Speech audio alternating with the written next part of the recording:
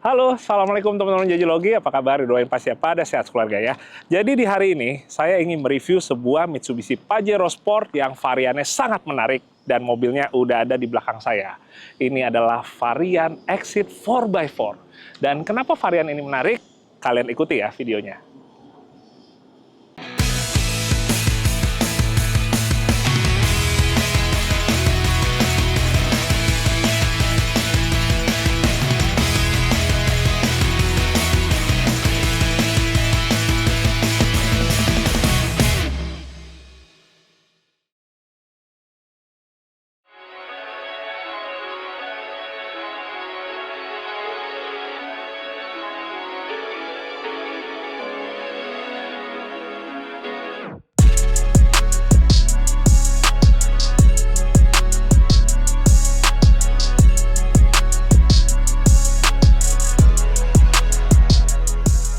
Jadi cerita sedikit teman-teman, sebelumnya saya pernah sekali menggunakan sebuah Mitsubishi Pajero Sport, variannya yang Exit.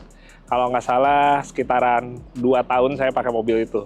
Emang hitungannya juga nggak terlalu lama, tapi saat saya pakai mobil itu, rasanya lumayan puas, lumayan happy, dan di satu sisi saya merasa kayak ini adalah varian yang paling cocok sama saya. Dan itu yang mengundang pertanyaan banyak teman-teman, yang pada intinya pada nanya, lo pakai Pajero Sport, kenapa nggak ambil yang varian Dakar aja, nanggung gitu ya.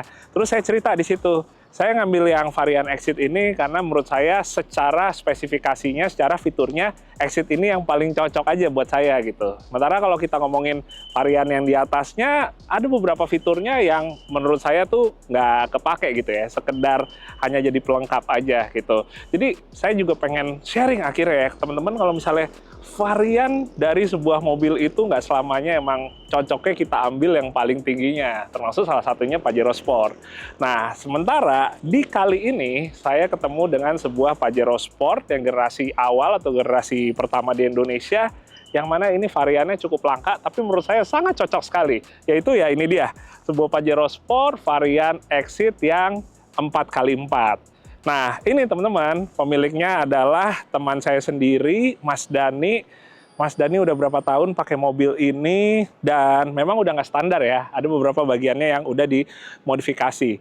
Tapi sebelum kita bahas modifikasi, yang pertama saya tertarik untuk ngangkatnya dulu lebih ke varian Exit 4x4-nya itu sendiri, teman-teman.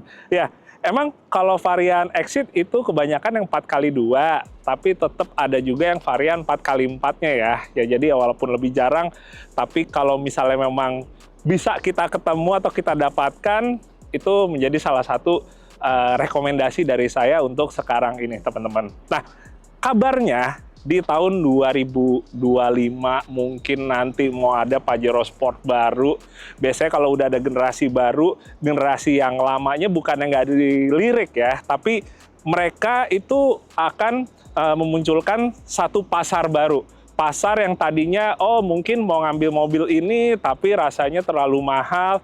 Biasanya dengan ada yang generasi baru, yang generasi awal-awalnya tuh jadi lebih terjangkau. Walaupun itu nggak pasti ya, kadang-kadang ada juga beberapa model mobil yang begitu yang barunya kegoreng, yang lamanya ikut keangkat. Jadi ya emang pada akhirnya tetap kita mesti juga pinter-pinter milih ya, mana yang harganya masih oke, sesuai dengan budget kita, teman-teman. Nah, pertama kita geser ke bagian depan dulu, karena saya pengen ngejelasin secara tampang ya, atau looks dari Pajero yang generasi pertama ini. Tadi saya sempat ngomongnya kalau di Indonesia ini adalah generasi pertama, tapi sebenarnya kalau di luar negeri, waktu sebelum Pajero Sport yang ini, udah ada sebuah Mitsubishi yang dinamakan Pajero Sport, walaupun lebih kenalnya dengan nama Mitsubishi Challenger. Karena Mitsubishi ini kan juga termaksud merek mobil yang model-modelnya itu bisa jadi namanya beda-beda di setiap benua atau negara. Jadi sebelum ini yang menjadi orang tuanya adalah Mitsubishi Challenger, sementara itu nggak resmi masuk di Indonesia. Yang resmi masuk Indonesia baru yang generasi ini, jadi inilah yang disebut generasi pertama, teman-teman. Nah, ngomongin kalau yang punya Mas Dani ini tahun 2009, jadi modelnya masih yang sebelum facelift. Model grill yang seperti ini ya, masih yang sebelum yang honeycomb atau yang modelnya kayak kumis lele gitu tuh. Nah, ngomongin desain atau muka dari Pajero Sport yang generasi ini, yang saya suka sih sebenarnya salah satunya adalah mobil yang bentukannya ini masih sangat kental dengan Dakar, teman-teman. Emang yang generasi yang berikutnya enggak. Sayangnya, untuk generasi yang baru itu emang pas udah zaman Mitsubishi nggak aktif di Rally Dakar. Sementara kalau zaman yang generasi ini, itu mereka masih aktif di Rally Dakar. Itu yang ngebuat, secara saya pribadi ya, ngelihatnya ini tuh jauh lebih ada gen motorsport ya. Lebih ada gen Dakarnya ketimbang yang generasi kedua, teman-teman. Ya, walaupun balik lagi ke preferensi ya, atau seleranya masing-masing. Tapi saya suka aja sih overall desainnya dari yang generasi pertama ini, walaupun nggak semua orang suka yang desainnya ngebulet-bulet gitu, agak sedikit terkesan manis atau imut ya, kurang sangar, kurang kotak. Tapi ya itu dia, kalau buat saya, ngelihat yang generasi ini, itu saya masih sangat teringat dengan Mitsubishi di Rally Dakar. Begitu kita geser ke samping, kita baru ngelihat nih, ada beberapa modifikasi yang ditempel ke mobil Pajero Sportnya Mas Dhani ini. Pertama, yang udah kelihatan banget, yaitu snorkel. Yang ditempel adalah snorkel keluaran dari Safari Snorkel Australia. Nah, ngomongin snorkel, teman-teman, ini ada juga yang nempelnya itu sekedar untuk estetika aja ya, jadi nggak beneran difungsiin. Tapi ada juga yang beneran difungsiin, jadi ngambil udaranya dari snorkel ini. Sebenarnya teman-teman, yang jadi kendala atau mungkin pemikiran orang-orang kenapa nggak mau difungsiin adalah, kalau kita fungsiin snorkel, kita harus ngebolongin si panel bodi yang samping ini, teman-teman. Kadang-kadang ada yang kepikiran juga, Bang, kalau misalnya udah pasang snorkel gitu, sayang nanti pas dijual, ada bolongnya gitu. Ya sebenarnya bisa aja sih ya jualnya sama snorkelnya kalau nggak mau dilepas. Tapi pada intinya teman-teman, kalau kita ngefungsiin snorkel ini, kita sebenarnya ngedapetin beberapa kelebihan yang kaitannya juga dengan performa. Pertama, kalau kita aktifin, maka udara itu akan ngambilnya dari bagian sini. Jadi dia lebih sejuk teman-teman ya, lebih adem. Kalau kita ngambilnya dari airbox bawaannya, udara yang ada di sekitar sini tuh kurang lebih 50 derajat atau lebih. Sementara kalau kita ambil dari atas sini, udaranya bisa jauh lebih adem di sekitaran setidaknya 30 derajat. Itu akan ngebuat mesin secara tenaganya juga lebih oke lagi, secara konsumsi bahan bakarnya juga bisa lebih baik lagi, dan pastinya karena udara yang di atas ini biasanya lebih bersih, itu berarti juga udara yang masuk ke dalam mesin ya jatuhnya nggak sekotor yang ngambilnya dari bagian sini. Jadi itu salah satu kelebihan snorkel di luar dari manfaatnya untuk berenang di sungai atau pas lagi banjir ya. Jadi kalaupun saya pribadi, biasanya snorkel tuh selalu diaktifin teman-teman. Next, di bagian samping sini juga ada talang air. Ini talang airnya keluaran dari EGR, buatan Australia juga teman-teman. Ini talang air kalau gini udah pasti biasanya kita mau nggak mau ngambil ya atau nyarinya yang emang untuk mobil tersebut ya, jadi spesifik gitu teman-teman. Sebenarnya kalau ngomongin talang air sih banyak juga yang ngambilnya itu untuk estetika juga ya. Jadi mungkin bukan karena untuk fungsionalnya, tapi sekedar ngincer supaya looks-nya juga lebih menarik gitu. Jadi di bagian pintunya ada aksen yang menurut banyak orang ini juga ikut ngedongkrak juga secara tampilan overall-nya. Asik sih, buat saya oke banget. Nah, kemudian geser ke bagian bawah, ini ada rock slider. Ini bukan footstep ya, soalnya dia nggak terlalu keluar, nggak ada pijakannya, jadi fungsinya ini adalah untuk melindungi bodi bagian bawah sini, teman-teman. Ini rock slidernya custom, dibikin oleh Mas Temi dari Java Paint Solution. Jadi sekalian juga yang saya tahu Mas Dhani karena ngebengkel di sana, jadi sekaligus juga kemarin mereka bisa ngebuatin untuk rock slider atau side guard ini. Bentukannya slick banget ya, jadi nggak terlalu kelihatan intimidatif, nggak terlalu yang nongol banget, dan dicat warnanya hitam doff gini, jadi di satu sisi juga nggak terlalu mentereng banget gitu untuk dilihatnya dari jauh. Sementara kalau kita ngomongin bagian ban dan velgnya, ini juga ternyata jadi salah satu bagian yang teman-temannya Mas Dhani suka pada nanyain. Pakai ban dan velg apa dengan ukuran spesifikasi seperti gimana? Ya, jadi pertama kalau untuk velgnya, ini Mas Dani udah ngeganti di Pajero Sport Exit-nya menggunakan velg keluaran dari Pajero Sport yang generasi kedua varian GLX. Jadi pakai varian yang bawahnya teman-teman. Jadi turun ya, dari yang aslinya Exit itu pakai ring 17, sekarang turun ke ring 16. Secara overall, saya pribadi juga lebih suka. Kenapa? Karena pertama, saya suka velg yang warnanya single tone. Kedua, saya emang lebih suka velg yang profil ya atau diameternya itu nggak terlalu besar. Kenapa? Supaya profil si bannya bisa lebih tebal, jadi buat dipakai juga lebih nyaman dan buat off-roadnya juga lebih aman teman-teman, ketimbang yang profilnya tipis. Ya, jadi itu dia pakai velg 16, lebarnya 7, jadi kalau sebelumnya itu Exit 7,5, ini pakai lebar 7, jadi lebih ramping ya. Kemudian buat bannya ini dikombinasi dengan BF Goodrich AT KO2 ukuran 265/75 R16. Dan tinggi 75 ini yang ngebikin orang-orang pada ngiranya Pajero Sport ini udah di lift kit teman-teman. Padahal enggak. Jadi untuk suspensinya Mas Dani tetap pertahanin standarnya aja, tapi dengan profil bannya yang lebih kurus dan lebih jangkung, jadi terlihatnya lebih tinggi teman-teman. Masih lanjut ngomongin suspensi teman-teman. Jadi kalau di Pajero Sport yang generasi awal ini, dia sistem suspensinya sebenarnya nggak beda ya dengan kebanyakan SUV leather frame lainnya. Bagian depan dia menggunakan sistem independen double wishbone. Sementara bagian belakang tetap pakai gardan solid, sementara sistem suspensinya itu dia tri-link. Berarti ada 3 buah link yang mengikat gardan. Bagian belakang ini emang beda dengan para kompetitornya. Soalnya kalau kompetitornya kayak misalnya Fortuner, atau Terra, atau MUX, dia itu 5 link teman-teman. Tapi kalau Pajero Sport, dia itu 3 link. Bedanya sebenarnya apa? Kalau misalnya tri-link itu kurang lebih, dia karakternya memang lebih kaku ya.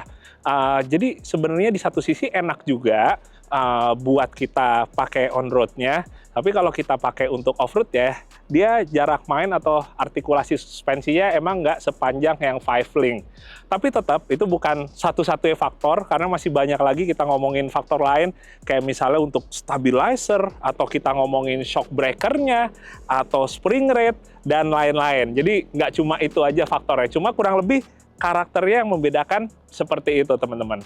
Nah, kalau kita ngomongin suspensi di Pajero Sport yang generasi awal ini, sebenarnya menurut saya pribadi nggak terlalu ada penyakitnya yang gimana banget. Lebih ke arah udah umur aja, apalagi kayak misalnya mobil ini tahun 2009, sekarang udah belasan tahun.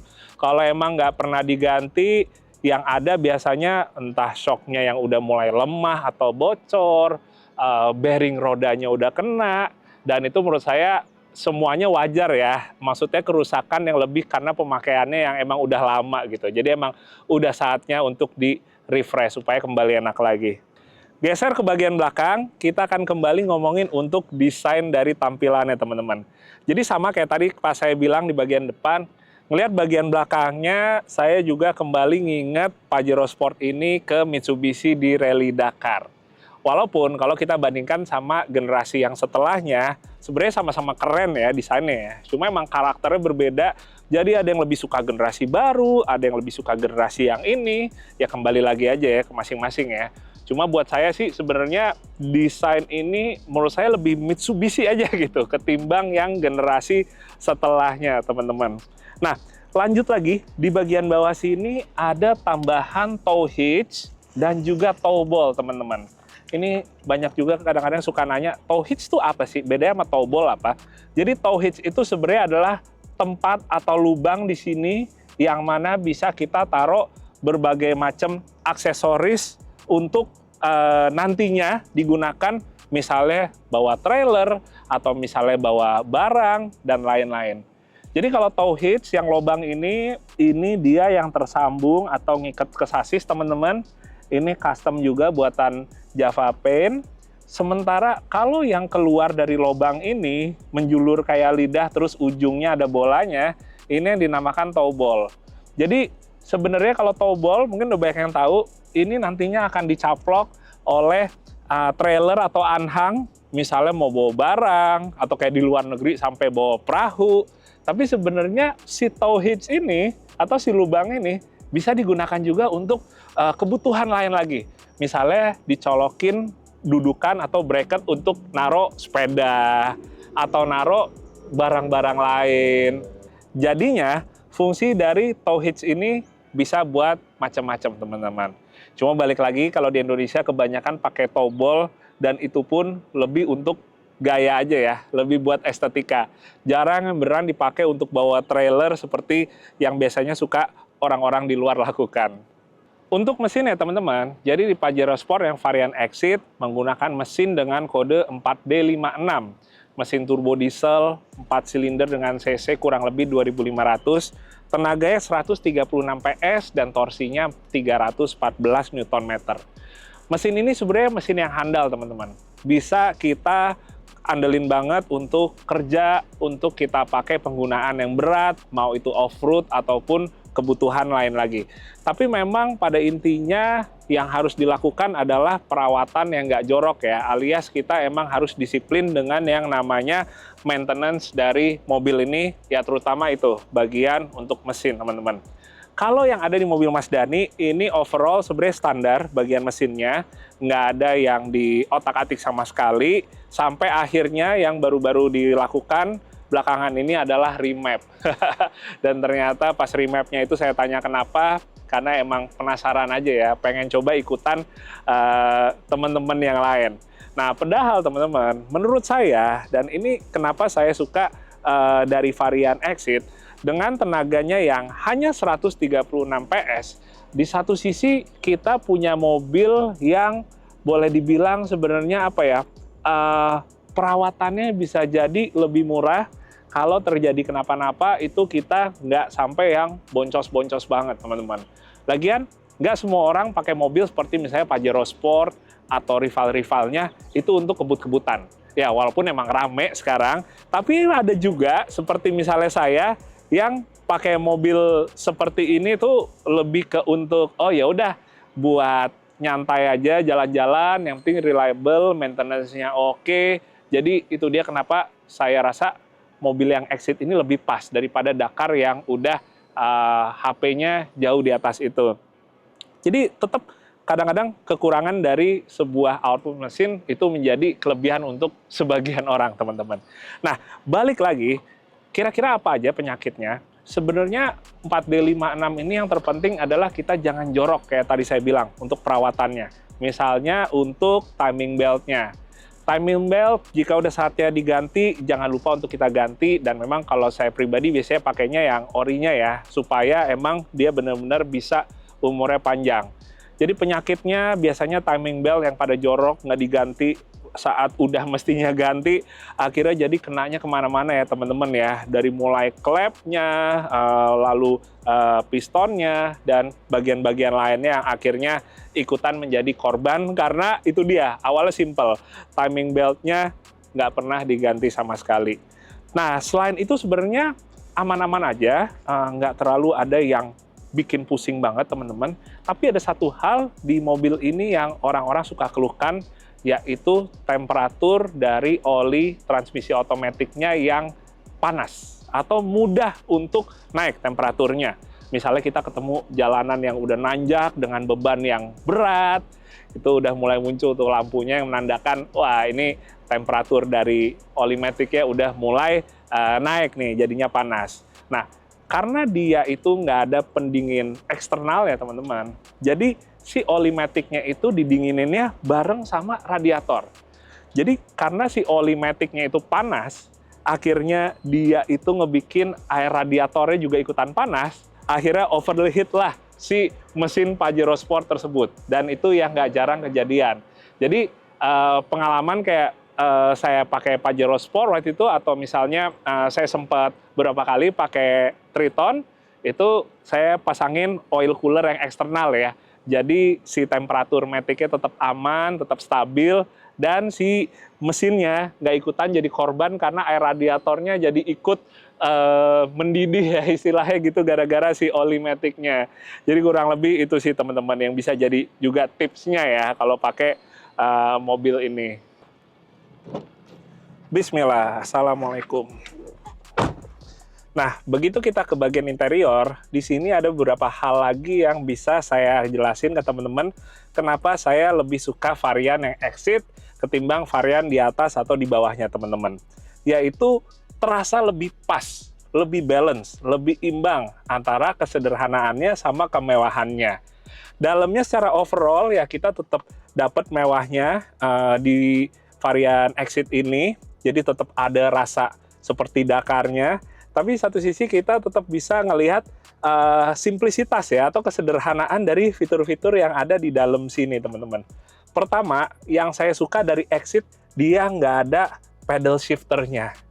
Jadi pedal shifter ini atau pedal shift orang-orang bilang ini sebenarnya menjadi satu fitur yang menurut saya pribadi kayaknya nggak banyak orang yang benar-benar pakai.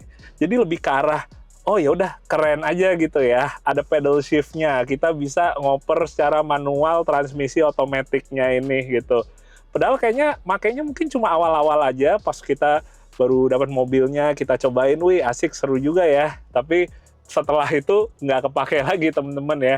Jadi kalau kayak orang bule bilang, pada akhirnya lebih nice to have aja, kayaknya ya oke aja gitu kalau ada walaupun tidak terpakai. Selain itu, yang kedua adalah sunroof. Ini termasuk yang saya suka dari Exit karena dia nggak pakai sunroof, teman-teman. Bukannya saya nggak suka sunroof, tapi karena saya jujur nggak terlalu butuh sunroof, jadi sunroof ini untuk saya hanya sekedar nambah PR aja ya. Mungkin kalau mobil baru tuh masih nggak masalah, tapi kalau mobilnya nanti udah 10 tahun, udah belasan tahun, itu ada potensi yang namanya bocor. Entah saluran pembuangan airnya dia mampet karena kotor, akhirnya mulai ada netes ke dalam, itu akhirnya menjadi satu maintenance tambahan. Sementara kalau di Exit ini enaknya karena nggak ada sunroof, jadinya ya udah kita nggak perlu pikirin yang namanya ada air netes dari atas ya. Rasanya jadi seperti lagi naik katana kalau lagi hujan terus tiba-tiba ada yang ngocor ke dalam kabin.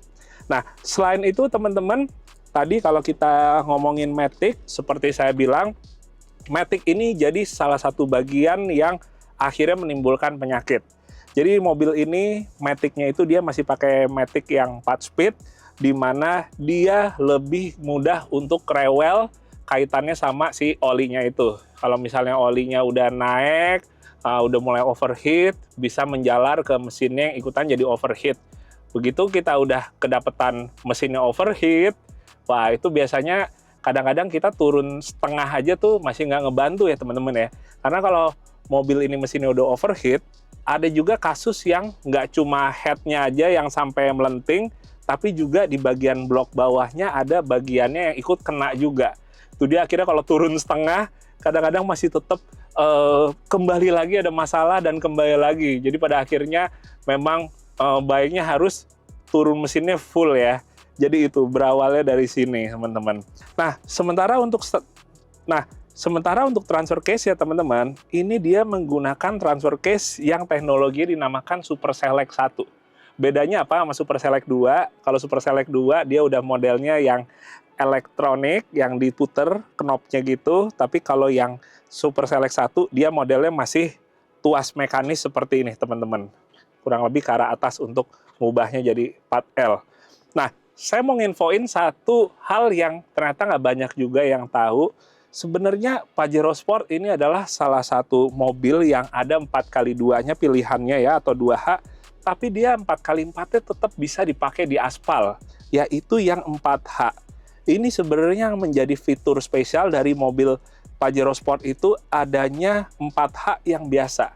Sementara 4HLC ini justru seperti 4H di mobil-mobil lainnya, yang mana hanya bisa digunakan di permukaan off-road aja ya, seperti di tanah, pasir, dan lain-lain. Sementara kalau 4H yang di sini, itu seperti mobil 4-wheel drive full-time di merek-merek lain, yang mana 4H-nya jadi kita nggak cuma pakai di off-road aja, tapi di on-road-nya tetap bisa kita pakai. Sementara yang paling ujung depan, 4LLC, ini sama aja dengan 4L yang ada di mobil lain, yang mana dipakainya untuk off-road yang berat, dan sama-sama nggak bisa dipakai untuk di permukaan on-road seperti misalnya di aspal. Jadi di mobil ini yang ngebedain justru di yang 4H-nya ya, fitur spesial di Super Select ini. Dan yang saya suka, dia karena masih pakai tuas di yang mobil ini, jadi lebih minim sama yang namanya si 4x4-nya itu tidak engage atau nggak nyangkut. Itu yang suka jadi permasalahan kalau kita pakai mobil yang udah elektrik tuh, kadang-kadang kita udah pindahin nih 4L nih, tapi kok masih belum nyangkut juga ya. Itu yang jadi masalahnya ya. Tapi kalau misalnya model seperti ini, begitu kita pindahin ke 4L, dia langsung 4L. Enaknya itu. Jadi lebih minim perawatan, walaupun kalau misalnya dia nggak dirawat juga, ini kadang-kadang mindahinnya keras juga ya teman-teman ya. Tapi pada intinya tetap lebih minim perawatan daripada yang modelnya elektrik.